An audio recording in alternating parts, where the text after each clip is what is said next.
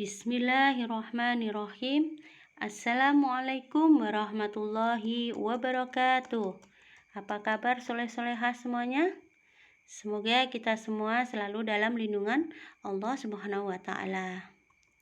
Baiklah, kembali lagi bertemu dengan Ustazah Eni yang pada kesempatan kali ini kita akan membahas materi tentang mengenal Asmaul Husna.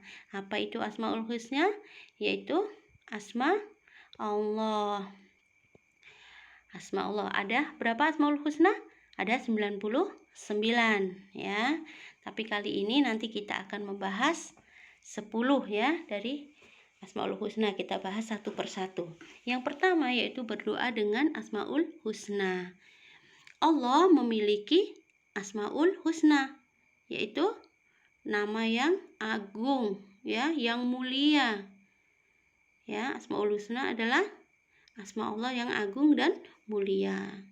Allah mencintai orang-orang ya, hambanya yang mencintai kepadanya, kepada Allah, dengan menyebut nama-nama Allah dalam setiap doa. Semoga doa-doa yang kita panjatkan semuanya ya dikabulkan oleh Allah, baik doa tentang urusan dunia maupun doa tentang urusan akhirat. Nah, dalam firman-Nya di surah Al-A'raf ayat 180 yang berbunyi, A'udzu billahi minasyaitonir rajim, walillahil asmaul husna fa'ad'uhu biha, yang artinya dan kepunyaan Allah lah nama-nama yang terbaik, yaitu Asmaul Husna, maka berdoalah kalian dengan perantaranya. Jadi sebelum kita berdoa, kita harus mengagungkan dulu asma-asma Allah. Baiklah, kali ini kita bahas satu persatu ya. Yang pertama yaitu At-Tawwab. Apa itu At-Tawwab? At-Tawwab yang artinya yaitu yang maha penerima taubat. Nah, sesuai dengan namanya ya, maha penerima taubat. Maka Allah menerima taubatan yang dilakukan tulus ikhlas oleh hambanya. Dari waktu ke waktu Allah membuka kesempatan ya kepada hambanya untuk bertaubat atas dosa-dosa mereka.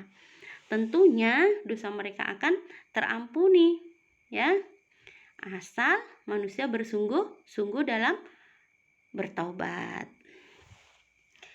Memahami makna At-Tawwab ya membuat kita tiada berputus asa. Sefatal apapun kesalahan kita, kita sadar bahwa Allah selalu membuka pintu taubatan untuk kita. Dengan demikian kita menjadi punya tempat untuk kembali. Kita tidak terlantarkan dengan dosa-dosa kita ya. Dosa kita teramat banyak ya. Allah murah hati dengan berkenan mengampuni dosa kita dengan cara taubatan kita. Yang berikutnya yaitu Al-Muntaqim ya, yang artinya yang maha pemberi balasan. Allah akan membalas setiap kejahatan secara adil ya. Allah menghukum orang-orang yang terus-menerus berbuat maksiat, yang merasa dirinya paling benar ya, lalai, angkuh, sombong, selalu berbuat kerusakan, berlaku zalim terhadap makhluk Allah, bahkan zalim terhadap makhluk seperti kucing aja ya. Nah, seandainya kita melihat kucing nih minta maaf, minta makan, tapi kita usir, nah itu termasuk kita zalim sama makhluk Allah. Harus kita beri hak sama mereka, kita kasih makan ya. Namun demikian, Allah itu tidak lantas membalas semua kedurhakaan kita ya, dosa-dosa kita, enggak, tapi Allah selalu memberi kesempatan. Memahami makna Al-Muntaqim membuat kita menjadi hamba Allah yang patuh dan taat. Memahami makna Al-Muntaqim kala berbuat dosa, maka membuat kita tersadar dari segala bentuk dosa kita ya. Bahkan kita akan kembali ke jalan yang benar, kita bertaubat. Baiklah, yang selanjutnya yaitu Al-Afu, ya, Al-Afu yang Maha Pemaaf. Apa yang Maha Pemaaf? Yaitu Allah mencintai orang-orang yang memohon ampunan padanya. Ya, maka Dia pun berkenan mengampuni dosa yang sudah mereka sesali. Sekaligus Allah menutupi segala keburukan kita, ya, keburukan makhluknya.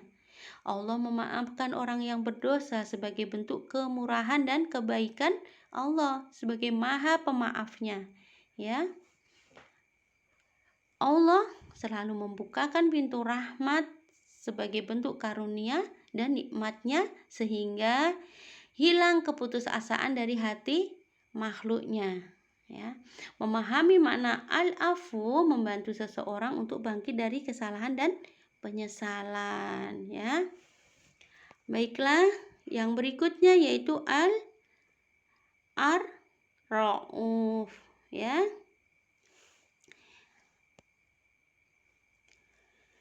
Ar-rauf memiliki arti yang maha pengasuh. Apa artinya ar-rauf? Dia Allah mengasihi hamba-hambanya yang beriman. Khusus untuk mereka, Allah menjaga pendengaran, penglihatan, gerak-gerik dan diam mereka agar senantiasa berada dalam bingkai tauhid dan ketaatan kepada Allah.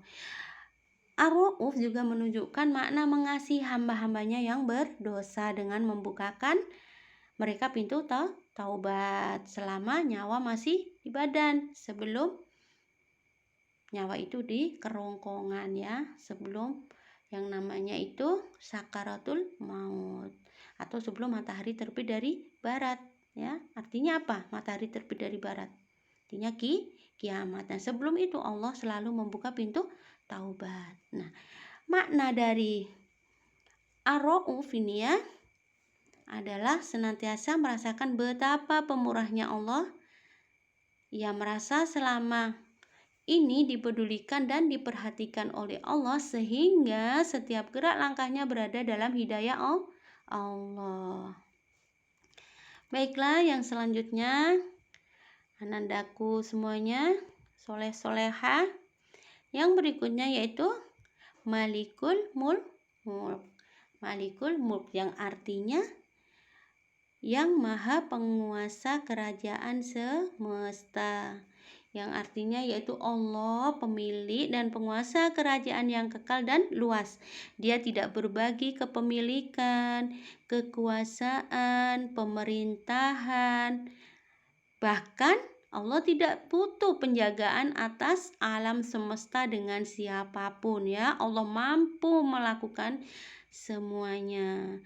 Sesungguhnya seluruh alam semesta merupakan sebuah kerajaan yang tunduk dalam kekuasaan Allah, ya. Semua yang ada di bumi, semua yang ada di langit, ya, bahkan bintang, bulan, semua berzikir kepada Allah, ya. Memahami makna dari Malik al-Mulk ini, ya, Malikul Mulk akan mendorong seseorang untuk tunduk kepada perintah Allah. Dia akan menyadari bahwa hanya Allah yang berhak dipatuhi dan ditaati, ya. Kita tidak boleh mensekutukan Allah, ya. Apa mensekutukan Allah ini, Ustazah? Mensekutukan Allah itu kita menduakan Allah, ya. Contoh, kita percaya kepada apa? Dukun. Nah, itu, ya. Kita tidak boleh bahwa semua pertolongan, permintaan hanya kepada Allah Sang Pencipta, ya. Nah, ya.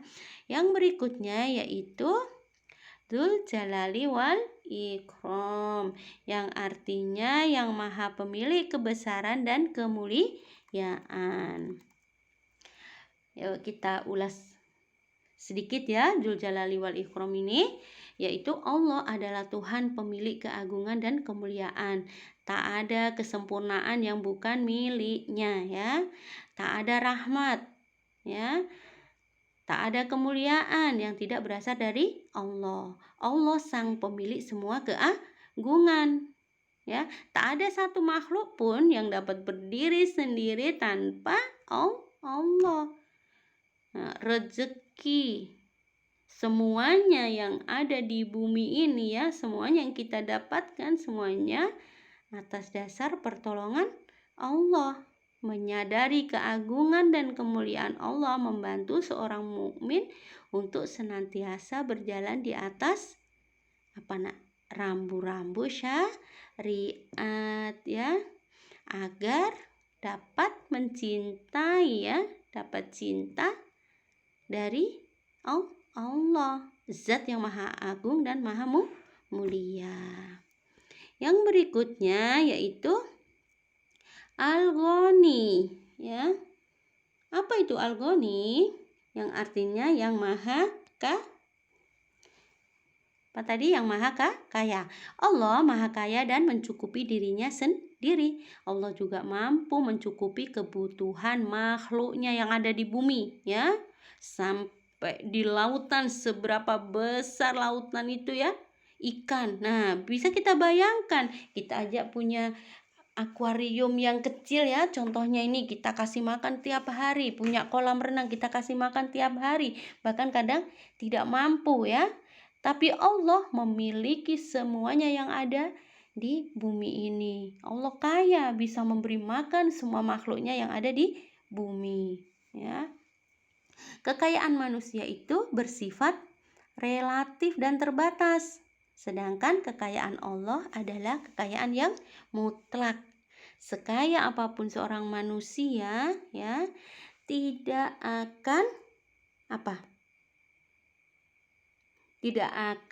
bermanfaat tanpa tanpa digunakan untuk bersedekah ya. Sekaya apapun seorang manusia, ia tidak dapat mandiri dan berbuat sesukanya dengan kekayaan itu.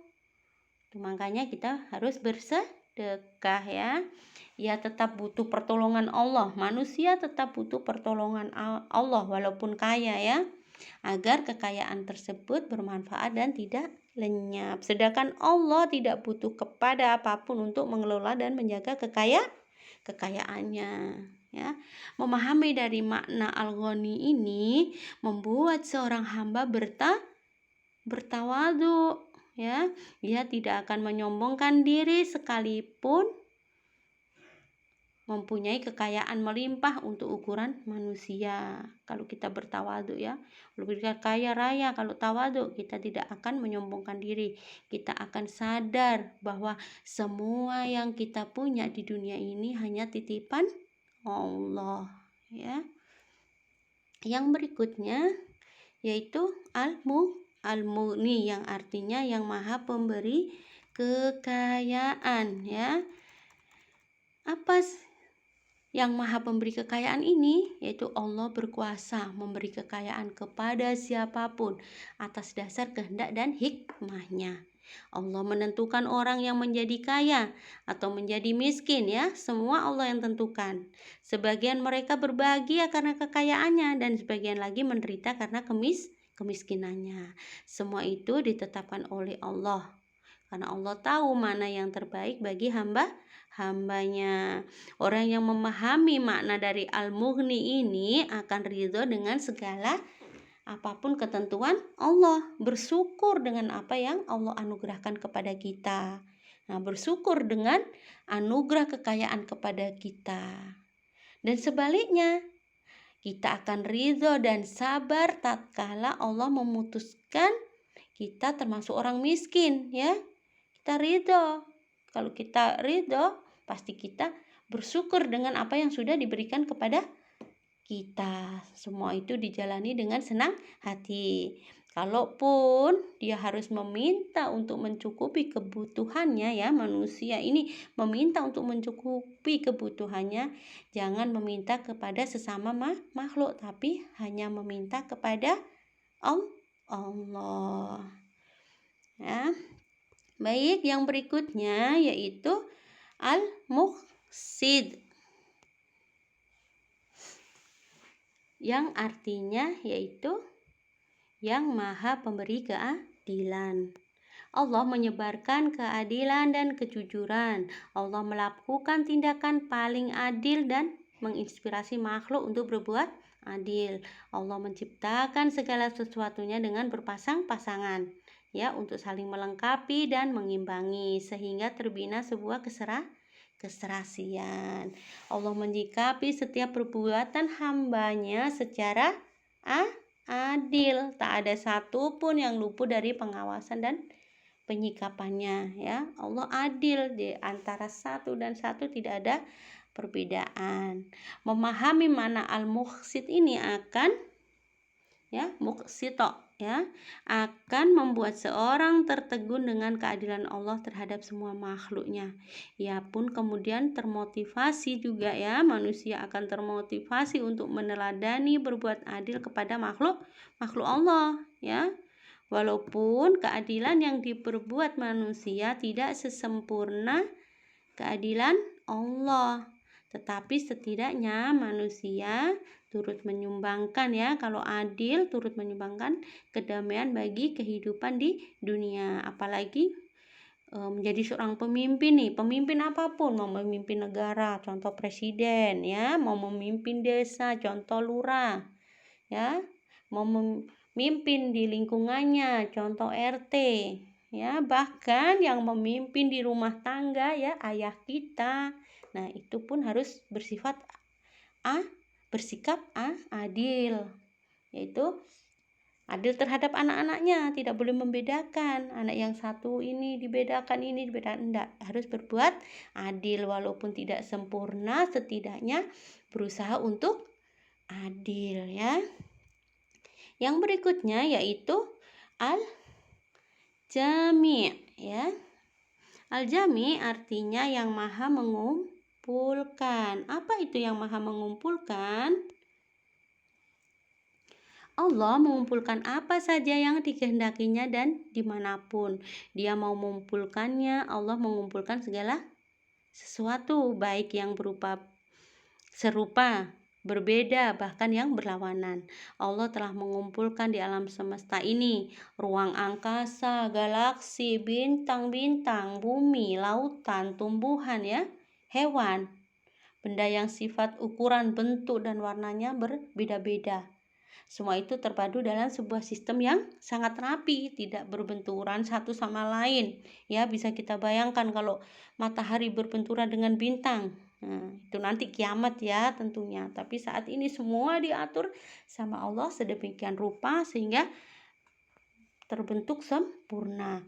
Pada tubuh seorang makhluk juga dikumpulkan banyak organ dan sel yang menyusun bentuk sekaligus membuat dapat bergerak melakukan fungsi-fungsi kehidupan, ya, kayak organ-organ tubuh kita ini. Di mana tempat usus, di mana tempat hati, di mana paru-paru untuk bernafas, ya. Semua disusun Allah, dirancang begitu rapi.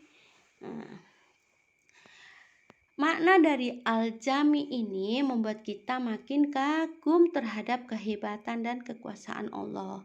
Allah dapat mengumpulkan hal-hal yang berbeda dalam sebuah keserasian dan keharmonisan. Kita pun akan termotivasi untuk meneladani hal serupa, yakni tidak membentur-benturkan antara komponen yang berlawanan, tetapi bagaimana mempersatukan dalam keserasian, ya. Tidak contoh ada perbedaan ini, ya, ada perbedaan ustazah nih, ada karakter ananda semuanya yang berbeda-beda.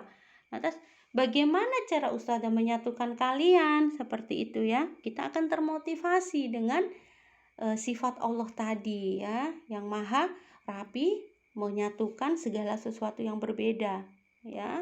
Kalian juga begitu, ada yang sukanya berlarian, ada yang sukanya panjat-manjat, ya. Nah, itu disatukan. Bagaimana ada yang sukanya berdiam. Nah, itu disatukan bagaimana mereka bisa berkumpul rukun, bermain bersama, saling melengkapi. Ya, indah tentunya, ya. Nah, semoga nanti kita semua dapat berkumpul kembali di sekolah, ya, bertatap muka, bertemu teman-teman, berlarian di sekolah, ya, di lapangan bahkan. Baiklah, anandaku semuanya, itu dari 10 Asmaul Husna yang sudah ustazah jelaskan. Yang berikutnya tentunya pasti tugas ya. Tugas kali ini sedikit aja ya. Tidak menulis tapi menghafal. Yang pertama yaitu menghafal Asmaul Husna yang sudah Ustazah jelaskan tadi ya, 10 dari Asmaul Husna 80 sampai 89 ya, beserta artinya pada buku paket. Kalau di buku paket ya bisa dilihat anandaku semua di buku paket kalian pada halaman 42. Nah, di situ dihafalkan. Contoh ini Ustazah contohkan ya. At-Tawwab yang artinya yang maha penerima taubat. Al-Muntakim yang artinya yang maha pemberi balasan ya. Al-Afu yang maha pemaaf gitu ya. Nah, itu nanti tugasnya di video ya, dihafalkan. Bundanya atau ayahnya disuruh video ya. Selanjutnya tugas dikirim, video tadi dikirim langsung ke Telegram Ustazah Eni, langsung ya secara pribadi aja ya. Itu nomornya Ustazah sudah dicantumkan sekalian. Baik, semoga paham ya dengan apa yang sudah Ustazah sampaikan tadi. Semoga bermanfaat juga bagi anandaku semuanya tentunya. Dan kita selalu berdoa semoga ilmu yang kita dapatkan, yang kita pelajari, yang kita ajarkan, yang kita terima dapat bermanfaat bagi diri kita sendiri terkhusus dan bagi orang lain pada umumnya. Baiklah anandaku semuanya, sebelum Ustazah akhiri, mari kita istighfar sebanyak 3 kali. Semoga seandainya ada kesalahan-kesalahan di dalam ucapan maupun perbuatan kita ya, Allah selalu mengampuni. Istighfar, astagfirullahaladzim, astagfirullahaladzim, astagfirullahaladzim. Doa kafaratul majlis. Subhanakallahumma wa bihamdika asyhadu an la ilaha illa anta astaghfiruka wa atubu ilaik. Wassalamualaikum warahmatullahi wabarakatuh.